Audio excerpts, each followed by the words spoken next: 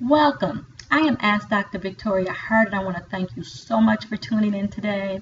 I basically discuss spiritual laws for success, and that is for personal and business. I think it's a little bit deeper and a little bit more than maybe what has been exposed today.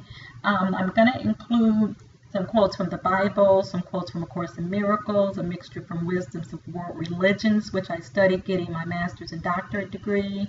I'm also working on a second doctorate in business administration. So I want to just share some things that have worked for my life. So these are some life experiences as well as educational tools.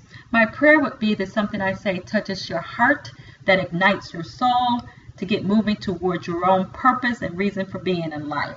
So let's go. You may have heard the expression that mankind came into the world to bring forth his God-likeness, to express his own true nature, to unfold his glorious divine blueprint, or his divinity's ideal creation of the productive person. Certainly this can be food for thought, yet Scripture tells us, quote, I say unto you, you are God's, children of the Most High, all of you, unquote, in Psalms 82, verse 6. When we live as earth-plane beings with only our human faculties to draw upon, we present to the world and to each other a human selfhood, human qualities, and human awareness. This human self can be limited, finite, and consisting mostly of what we have learned through education, personal experience, environment, and other external influences. Yet hidden behind this personal self, however, abides the reality of our true being. We are more than the physical and mental person. We have a spiritual identity, and the physical is included within the spiritual. Could our relationship to the Creator be like that of the sunbeam to the sun? Nothing can separate the sun from one of its rays. Made of the sun's substance, partaking of its nature, each sunbeam has a particular mission, a certain spot of the earth to caress and warm and light. Like the sunbeam, we too have our own special spot to fill. We have our own special work to do. Thus, we are a part of the divine plan and necessary to the perfect whole. Think of this idea. Can you imagine anything more meaningful or more powerful than realizing our true heritage and then stepping forward to attain it? What does it mean to be a child of God? And to what are we heirs?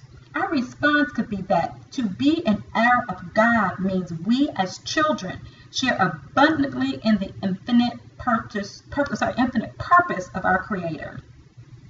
Humanity's fascination with the spiritual dimension, a hidden sphere of power, an underlying ordering principle that lies unseen behind everyday events as well as behind gigantic happenings, has grown and taken on new importance. As William Wordsworth said, quote, our birth is but a sleep and a forgetting. The soul that rises up within us, our life star, has had elsewhere its setting, and cometh from afar, not in entire forgetfulness, and not in utter nakedness, but trailing clouds of glory do we come from God, who is our home, unquote. The more we know about the universe and our place in it, the more we realize how little we know. So in our ongoing search, we often look to the spiritual teachings of the world religions to provide assistance in helping us understand more of who and what we are and why are we here. Our souls long for God by whatever name we call it, the Creator or whatever we choose. We long to know God in magnificence, expressions of love, life, power, beauty, compassion, companionship, and more. However, in many instances, we may interpret this longing for God as a desire for things, and things in themselves can never bring satisfaction. Satisfaction comes when we gain a clear, vivid consciousness of the indwelling presence of our Creator. We are told in Matthew 6:33, quote, seek first his kingdom and his righteousness, and all these things shall be yours as well, unquote. Can it be that the soul is longing for something that is hidden within itself? Are we already imbued with the divine power to achieve the goals we desire? Is our life an adventure to realize our divinity? Could this be the reason we are created? Does the urge to live creatively come from the urge of the divine imagination that pushes itself out through us into self-expression? Is it possible that the true reality of each of us is the spirit that is the great light of our being? Are we in embodiment to work out our divinity? Sorry, I got a little excited. As we stay poised and balanced, doing our best every day, we can make wonderful progress toward our noble goals. If we utilize the understanding that under all circumstances it is meaningful to be compassionate and kind and honest and loving and generous with those we meet on our life's journey, then life becomes a joyful experience. If we continue doing our best work and thinking our best thoughts every day, we gradually wear away concerns over our problems. We learn how to meet our new situations, and this awareness can help us take correct and beneficial action. Often the opportunity to be of service is right where the vision occurs. Insights can come quickly and easily when we commit ourselves to the action of the Spirit, when we have committed ourselves to the awakening of our soul's faculties.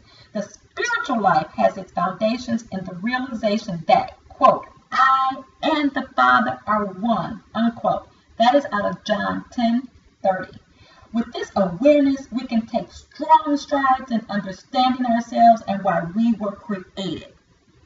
I have lived this life of following this voice of spirit. I have lived and walked into my dream life, my dream relationships, as well as my dream experiences. These spiritual laws of nature, these ageless wisdoms, they come to assist us in our personal and our business affairs. When we walk upright and think upright, as well as it's like our heart just flows and pulls us forward into what it has for us, the path right in front of us. So if you just take some time and get quiet and still with that nice soft, I guess Oprah calls it her soft spot within you, you have one too. You listen to it. Just take, if it's just 10 minutes a day, working up to 20 minutes a day, and listen in silence. It is amazing what you hear. I thank you so much for tuning in today. I'm very passionate. I think most of you know that I ran Light Your Purpose radio station for years, and I am very passionate. It is my reason for being, to assist others and share information as well as my experiences on finding your true purpose and your reason for being. Thank you again for tuning in today, and I look forward to any comments that you may have. Have a blessed day.